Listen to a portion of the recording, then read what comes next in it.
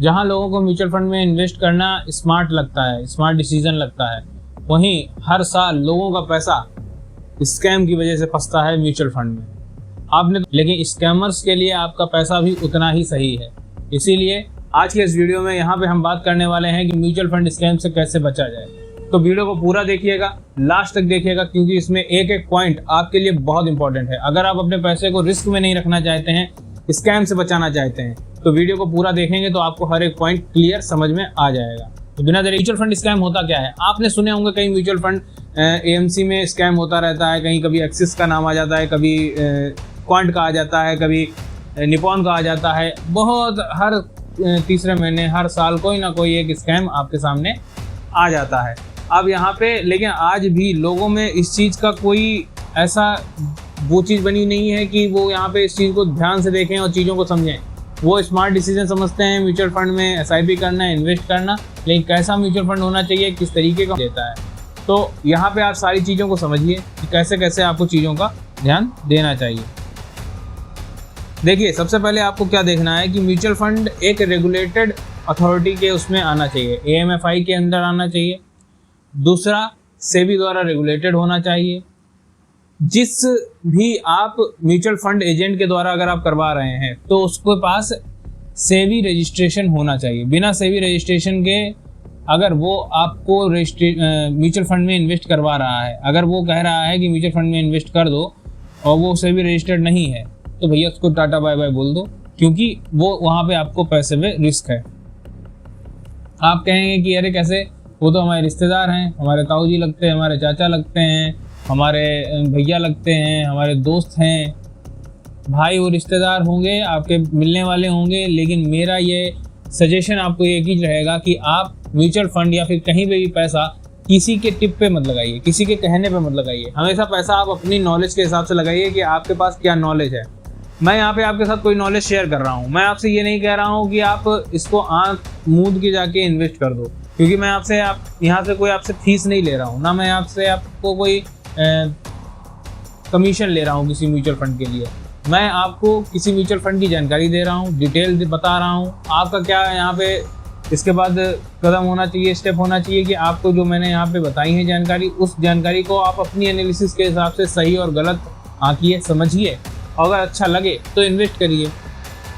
यही same process आप अपनी लाइफ में भी चला सकते हैं। कैसे? जब आपको कोई म्यूचुअल फंड इन्वेस्टर या जो म्यूचुअल फंड एजेंट आपको कोई म्यूचुअल फंड बताता है, तो आप क्या करें? सबसे पहले तो आप देखिए, जो उसका आईडी कार्ड के नीचे उसका सेबी रजिस्ट्रेशन नंबर होगा, अगर उसके पास नहीं है, भले वो आपकी फैमिली का है, जानने का है, मैं ये नहीं कह रहा आप मना कर दीजिए, आप जाइए उस म्यूचुअल फंड को चेक करिए और अच्छा लगे, सेबी रजिस्टर्ड है तो इन्वेस्ट करिए।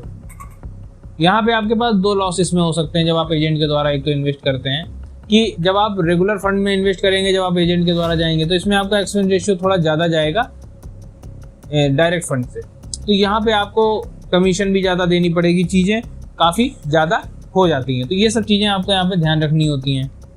या फिर जो म्यूचुअल फंड की रियल वेबसाइट हैं उन पे इन्वेस्ट करिए। एग्जाम्पल के तौर पे अगर हम समझें तो आप मान लेते हैं आप पराग पारक में इन्वेस्ट करना चाहते हैं, तो आप डायरेक्ट पराग पारक की वेबसाइट पे जाइए, वहाँ पे आपको जिस भी स्कीम में इन्वेस्ट करना है उस स्कीम में आप जाके डायरेक्ट इन्वेस्ट कर दीजिए।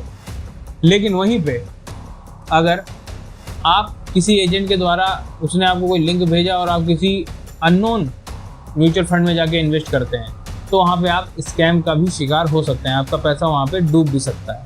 तो ये सब चीज़ें आपको ध्यान रखनी चाहिए। जीरोधा ग्रो या जैसी जो भी ये regulated SEBI regulated fund broking firm है, उनमें इन्वेस्ट करके उनके द्वारा इन्वेस्ट करते हैं, कोई ज़्यादा इसमें टेंशन की बात नहीं है, क्योंकि ये सेबी रेगुलेटेड है। सेबी आपका पैसा यहाँ पे सेव करने के लिए ही चीज़ें बनाता है। अगला पॉइंट हमारे पास है कि अनरियलिस्टिक रिटर्न से आपको घबराना चाहिए। आप कहेंगे क्यों, ये क्या होता है? अनरियलिस्टिक रिटर्न का मतलब है, कोई अगर आपसे कह रहा है कि आपको 25-30% का, 35% का, 40% का रिटर्न आपको हर साल मिल जाएगा, तो भाई म्यूचुअल फंड है, कोई जादू का पिटारा नहीं कि आपको हर साल इतना रिटर्न मिल जाएगा। ये अच्छे मार्केट पे अच्छा परफॉर्म करेगा, बुरे मार्केट पे बुरा परफॉर्म करेगा। तो जैसा मार्केट रहेगा उस पर डिपेंड करता है म्यूचुअल फंड का रिटर्न। आप भी बहुत अच्छी तरीके से जानते हैं, जब आप मार्केट में इन्वेस्ट कर रहे हैं म्यूचुअल फंड के द्वारा, क्योंकि आपको स्टॉक मार्केट की समझ नहीं है, तो आप म्यूचुअल फंड के द्वारा इन्वेस्ट कर रहे हैं, तो जब मार्केट में शेयर मार्केट इतना वॉलीटाइल है, तो मार्केट में जब मार्केट को खुद का प्रेडिक्शन ये चीज़ नहीं पता है कि कल मार्केट अच्छा खुलेगा या फिर डाउन खुलेगा, कोई इस चीज़ को जल्दी प्रेडिक्ट नहीं कर पा रहा है, तो जो बंदा आपको गारंटी दे रहा है कि इतना आपको रिटर्न मिलने वाला है, वो कैसे गारंटी सही हो सकती है। तो इस चीज़ को जरूर ध्यान रखिए कि अनरियलिस्टिक रिटर्न की तरफ मत जाइए। हमेशा एक नॉर्मल रिटर्न जो 10 से 12%, 15% एवरेज रिटर्न लेके चलते हैं, उस पर आप चलेंगे तो आप हमेशा सेफ रहेंगे और खुश रहेंगे। बहुत से लोगों का यहाँ पे एक और मैं कहूँगा ख़राब काम होता है। आप कहेंगे क्या?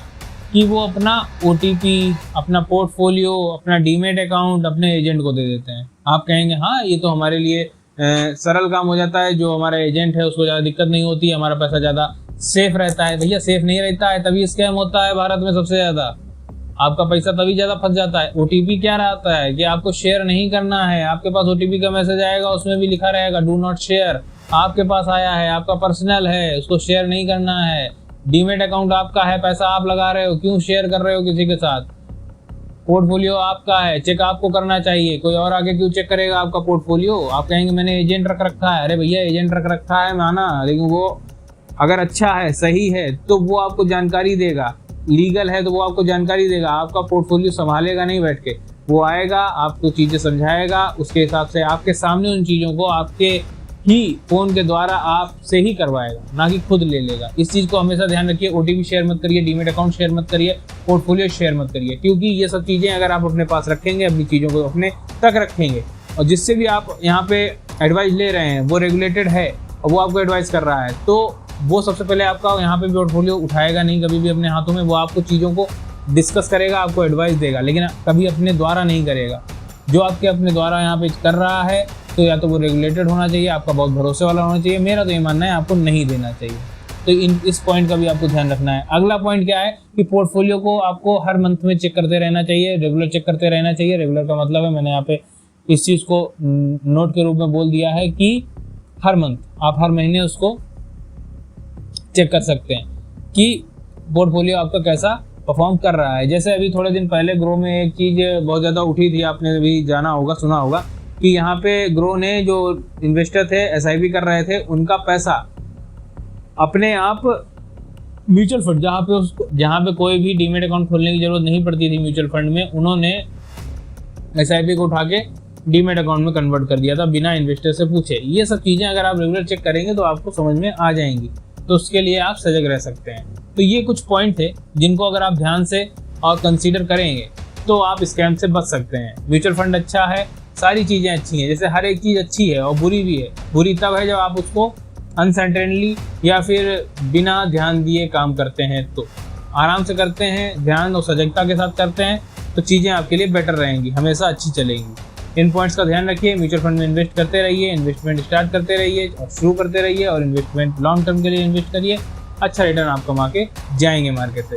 जानकारी पसंद आई है तो लाइक कर दीजिएगा, चैनल को सब्सक्राइब कर दीजिएगा, एक अच्छा सा कमेंट आप कर दीजिएगा जो भी आप सोचते हैं जानकारी के विषय में या फिर वीडियो के विषय में, मुझे पता चल जाए आपका क्या राय है। ऐसे वीडियो अगर आपको और चाहिए तो मुझे बताइएगा। मिलता हूँ नेक्स्ट वीडियो में। धन्यवाद।